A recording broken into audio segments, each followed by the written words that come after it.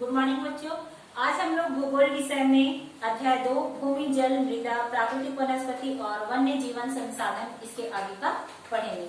हम लोग पिछले क्लास में इसके बारे में बहुत सी बातें जो है पढ़ चुके थे, जिसमें से हम लोग देखेंगे कि जल पृथ्वी पर जो है जल की उपलब्धता कितनी मात्रा में है और जल उपलब्धता में क्या क्या समस्याएं आ रही है, जल संसाधनों का संरक्षण जो है हम किस प्रकार से कर सकते हैं, यहाँ तक हम लोग पढ़े थे। और आज के क्लास में हम लोग प्राकृतिक वनस्पति और वन्य जीवन, इसके अलावा प्राकृतिक वनस्पति का वितरण, इसे हम पढ़ेंगे।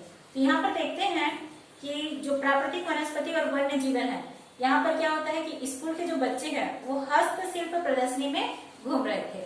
हस्तशिल्प यानी कि हाथ से जो बनाया गया जो शिल्प होता है, जैसे कि हाथ से क्या बनाया जाता है, बांस के द्वारा जो सूप बनाया जाता है, टोकरी बनाया जाता है, ये हाथ के द्वारा ही बनाया जाता है। उसके अलावा जो मिट्टी के कुछ खूबसूरत बर्तन कह लो या फिर सजावटी कोई सामान या खिलौने कह दे, ये सब हाथ से बनाए जाते हैं, तो ये हस्तशिल्प के अंतर्गत है।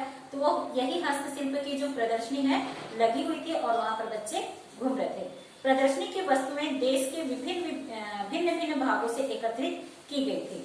मोना ने एक थैला हाथ में उठाया और उत्साह से कहा, यह एक सुंदर हैंडबैग है।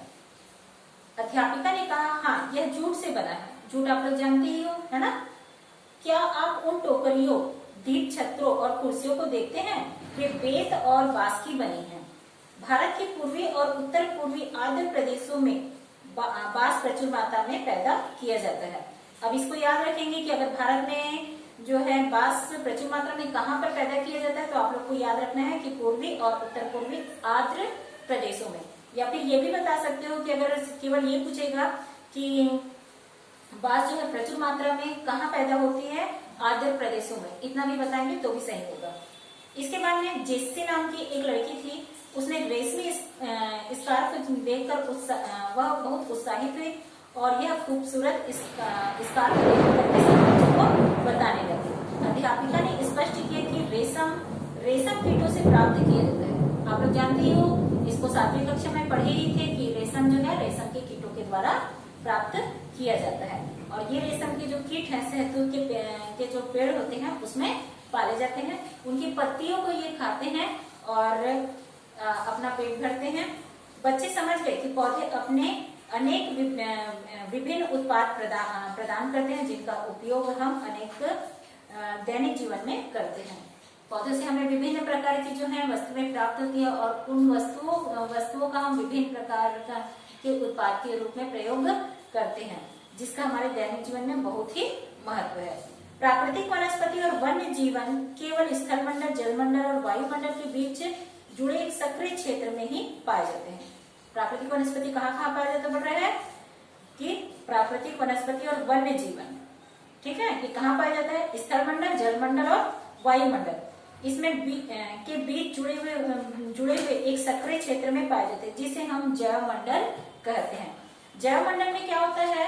सभी जीवित जातियां जो होती हैं जीवित रहने के लिए एक दूसरे पर परस्पर संबंधित और निर्भर होती है। जैवमंडल में जितनी भी जीवित जातियां होती हैं, उसको जीवित रहने के लिए क्या होता है कि वो एक दूसरे पर निर्भर होते हैं और एक दूसरे से संबंधित होते हैं।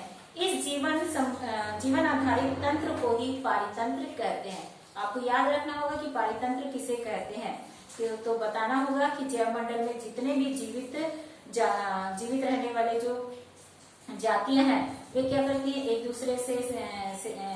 दूसरे से परस्पर संबंधित होती हैं और एक दूसरे पर निर्भर होते हैं। इसी जीवन आधारित तंत्र को पारितंत्र कहते हैं। वनस्पति और वन्य जीवन बहुमूल्य संसाधन है। इसको आप लोग जानते ही हो कि वनस्पति और वन्य जीवन, क्योंकि वनों से ही हमें विभिन्न प्रकार के उत्पाद जो है प्राप्त होते हैं, इसलिए ये हमारे लिए बहुमूल्य संसाधन है। पौधे हमें इमारती लकड़ी देते हैं, प्राणियों को आश्रय देते हैं, ऑक्सीजन उत्पन्न करते हैं, जिसमें हम श्वास लेते हैं। तो यहाँ पर देख रहे हो कि वनों से हमें क्या क्या लाभ है। यहाँ पर मनुष्य जो है आश्रय प्रदान करता है, उनको ऑक्सीजन गैस जो है मिलता है, जिससे हम श्वास में लेते हैं, और फसलों को उगाने के लिए आवश्यक मृदा की सुरक्षा करते हैं। क्योंकि आप लोग ये जानते ही हो कि पेड़ों की जो जड़ें होती हैं पेड़ों की जड़ें जो है मिट्टी को बांध कर रखती हैं, रक्षक मेखला के रूप में कार्य करते हैं। भूमिगत जल के संग्रह में सहायता करते हैं।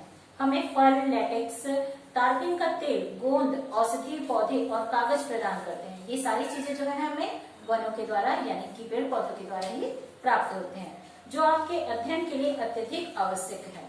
अभी हम जो बुक पढ़ रहे हैं ये भी जो है कागज का ही बना हुआ है, और कागज कहाँ से मिलता है? हमें पेड़ पौधों के द्वारा ही बनाए जाते हैं। तो ये पेड़ पौधे कहाँ? वनों के द्वारा प्राप्त होते हैं। पौधों के असंख्य उपयोग हैं, उनमें आप कुछ और जोड़ सकते हैं। पौधे के इतने सारे उपयोग हैं जिसको हम बता नहीं सकते। इसमें आपको जितना आप लोग पढ़ रहे हो, इसके अलावा आप इसमें और भी बहुत सी चीजें जोड़ सकते हैं। वन्य जीवन के अंतर्गत जंतु, पक्षी और कीट एवं जल जीव रूप में आते हैं। उनसे हमें दूध, मांस, खाल और ऊन प्राप्त होते हैं। कीट जैसे मधुमक्खी हमें शहद देती है, फूलों के परागण में मदद करती है और पारितंत्र में अपघटक के रूप में एक महत्वपूर्ण भूमिका निभाती है। चिड़िया अपने भोजन के लिए कीटों पर निर्भर है और अपघटकों के रूप में कार्य करती है। यहाँ पर देख रहे हो कि एक छोटा जो जीव है किस प्रकार से एक बड़ा जीव जो है छोटे जीव पर निर्भर होता है, एक दूसरे पर किस प्रकार से आश्रित है। गिद्ध मृत जीव जंतुओं को खाने के कारण एक अपमार्जक है और पर्यावरण का एक महत्वपूर्ण शोधक समझा जाता है। इसलिए प्राणी चाहे बड़े हो अथवा छोटे, सभी पारितंत्र के संतुलन को बनाए रखने के लिए अनिवार्य है। इसके बाद हम लोग देखते हैं कि प्राकृतिक वनस्पति का वितरण। जिस प्रकार से यहाँ पर जितने भी जीव जंतु हैं प्राकृतिक पर्यावरण का संतुलन बनाए रखने के लिए अनिवार्य है, परितंत्र के लिए आवश्यक है, वैसे यहाँ पर प्राकृतिक वनस्पतियों का वितरण किस प्रकार से किया गया है इसको देखते हैं। वनस्पति की वृद्धि मुख्य रूप से तापमान और आर्द्रता पर निर्भर करती है। आप लोग जानते ही हो कि जैसे कि हम लोग छत्तीसगढ़ में रहते हैं, तो छत्तीसगढ़ में मुख्य फसल क्या है? यहाँ पे लोग किस चीज की खेती करते हैं? धान की खेती करते हैं। धान जो है अत्यधिक मात्रा में होता है। तो यहाँ क्या पूरे भारत देश में धान की खेती होती है? पूरे भारत में क्या धान ही उत्पादन किया जाता है? ऐसा नहीं है ना, क्योंकि वहाँ की मिट्टी, वहाँ की जलवायु जो है अलग अलग प्रकार की होती है। तो यही चीज यहाँ पर बताया जा रहा है कि वनस्पति की वृद्धि जो होती है मुख्य रूप से तापमान और आर्द्रता पर निर्भर करती है। विश्व की वनस्पति के मुख्य प्रकारों को 4 वर्गों में रखा जा सकता है। विश्व के जितने भी मुख्य वनस्पति के मुख्य प्रकार हैं उनको 4 वर्गों में रखा जा सकता है। इसको याद रखेंगे। और वो जो 4 वर्ग हैं वो है वन, घास स्थल, गुल्म और टुंड्रा। इसके बाद देखिए, भारी वर्षा वाले क्षेत्रों में विशाल वृक्ष उग सकते हैं। इस प्रकार वन प्रचुर जल आपूर्ति वाले क्षेत्रों में ही पाए जाते हैं। जहाँ पर बहुत अधिक मात्रा में वर्षा होती है वहां पर क्या होता है? विशाल वृक्ष पाए जाते हैं। जैसे जैसे आर्द्रता कम होती है वैसे वैसे वृक्षों का आकार और उनकी सघनता कम हो जाती है। और क्या बता रहे हैं? सामान्य वर्षा वाले जो क्षेत्र होते हैं वहाँ छोटे आकार वाले वृक्ष और घास उगती है, जिससे विश्व के घास स्थलों का निर्माण होता है। कम वर्षा वाले शुष्क प्रदेशों में कटीली झाड़ियां और गुल्म उगते हैं। इस प्रकार के क्षेत्रों में पौधों की जड़ें गहरी होती है। जो शुष्क वाले प्रदेश होते हैं वहाँ कटीली झाड़ियां और गुल्म उगते हैं और पौधे की जो जड़ें होती हैं वो गहरी यानी कि धरती में बहुत गहराई तक फैली होती है। वाष्पोत्सर्जन उत्सर्जन से होने वाली आर्द्रता की हानि को घटाने के लिए इन पेड़ों की पत्तियां कांटेदार और मोमी सतह वाली होती है। मोमी सतह यानी कि मोम में देखे हो किस प्रकार की चिकनाहट होती है, वैसे मोम की सतह की तरह जो पेड़ की पत्तियां होती हैं, कांटेदार जो पेड़ की पत्तियां होती हैं उनकी सतह इसी प्रकार की होती है। शीत ध्रुवीय प्रदेशों की टुंड्रा वनस्पति में मॉस और लाइकेन सम्मिलित है। इसको याद रखेंगे कि शीत ध्रुवीय प्रदेश जो होता है वहाँ की जो मुख्य वनस्पति क्या है पूछेगा तो टुंड्रा वनस्पति में क्या क्या पाया जाता है? मॉस और लाइकेन। इसके बाद आगे देखिए, वनों को उनकी पत्तियां गिराने के आधार पर प्रायः सदाहरित वन और पर्णपाती वन के रूप में वर्गीकृत किया गया है। आप लोग 6वीं कक्षा में पढ़ चुके हो कि सदाबहार वन और पर्णपाती वन क्या है। जो वृक्ष जो है सदा हरे भरे होते हैं, अपनी पत्तियां जो है जैसे ही उनकी पत्तियां जो है पीली पड़ती है और गिरने लगती है, एक साथ उनकी पत्तियां नहीं गिरती, उसको सदाहरित या सदाबहार वन कहते हैं। वैसे ही पर्णपाती वन जो होता है वो एक विशेष ऋतु में अपनी पत्तियों को गिराते हैं और उसकी पत्तियां गिराते हैं, इसलिए इसको पर्णपाती वन कहा जाता है। सदाहरित वन उन्हें कहते हैं जिन वनों के वृक्ष वर्ष के किसी ऋतु में अपनी पत्तियां एक साथ नहीं गिराते हैं। अभी मैंने आप लोगों को जो बताया वही चीज है। पर्णपाती वन ऐसे वन हैं जिनके वृक्ष वाष्पो उत्सर्जन से होने वाली हानि को रोकने के लिए किसी विशेष ऋतु में अपनी पत्तियां गिरा देते हैं। किसी विशेष ऋतु में गिराते हैं, किस कारण से गिराते हैं?